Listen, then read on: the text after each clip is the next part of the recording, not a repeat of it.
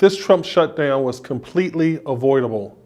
Congressional Republicans ignored Democrats' requests to pass legislation that would address our domestic needs such as funding CHIP, DACA, and providing resources for our armed forces. Not only must we fund CHIP, the program that needed reauthorization back in September, we have to provide these children with somewhere to receive the health care they need.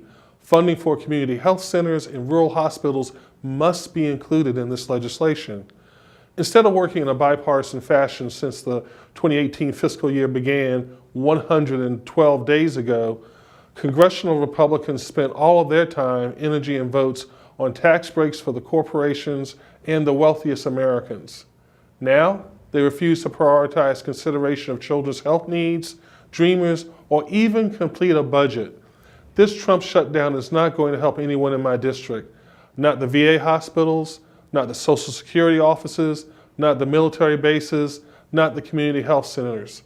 Secretary Mattis said that no enemy in the field has done more to harm the readiness of the U.S. military than the combined impact of defense spending cuts and these continuing resolutions. I am deeply concerned about the unnecessary stress this government shutdown places on Virginians.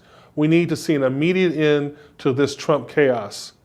I am here at work today because I am ready to vote on legislation that will reopen the government and help the families in my district and across the country who depend on Congress to fund the government and keep it functioning.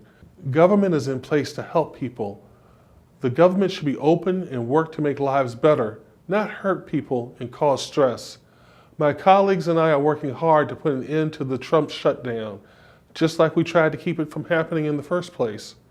Republicans treat governing like it's a game. This is not a game. Americans depend on us to do our job and to keep the lights on. It's time to do our job. The brave men and women in the military should not have to fear a lapse in their funding. Families who depend on funds to feed their families should be able to purchase food. Do not let the country down 2 days in a row. Pass the legislation we need. Govern responsibly. The world is watching.